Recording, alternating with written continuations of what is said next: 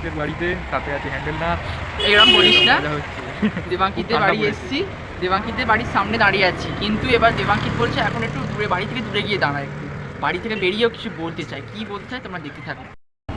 এই যে দেবাঙ্কিত বেরিয়েছে বাড়ি থেকে, এই যে আমাদের আজকের আকর্ষণের বিষয় দেবাঙ্কিত এই যে আসছে, আপনারা দেখতে পাচ্ছেন দেবাঙ্কিত সরকার।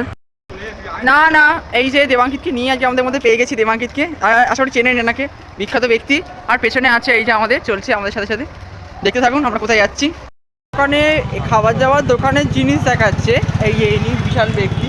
কিছু খাওয়াবে না, কিন্তু লোকের বাড়ির দোকান দেখাবে, নাই কোন দোকানটা আমি আমার টাকায় কিনি।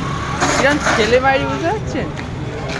দেখতে আমরা চলে এসেছি। তো এই যে আমরা তিনজন হঠাৎ করে দেবাঙ্কিতে দেখা করতে এসেছি। দেবাঙ্কিতে বড় অ্যাক্সিডেন্ট হয়ে দেবাঙ্কিতে যে সুস্থ সবল দাঁড়িয়ে আছে তাই অনেক, কিন্তু দেবাঙ্কিত আমাদের বলছে না খাওয়াবে। এই যে দোকান আছে, এখানে অনেক দোকান আছে, তো দোকান থেকে খাওয়াবে বলছি। এবার বলেও এখন এবার স্বীকার করুক যে খাওয়াবে কিনা জানি না, খাওয়াবে তো বলেছি। গরিব মানুষ, ওই সারা জীবন রদিন জায়গায় এক কথা খালি গরিব মানুষ, বড় লোক আর হবে না, প্রচুর টাকা জায়গায় গরিবই বলে। মোল্লার গেটে রয়েছি। তো এই যে দেবাঙ্কিতের সাথে, এই যে আমার ব্লগে দেবাঙ্কিত ধরা দিল অনেকদিন পর, আর একজন নতুন মুখ।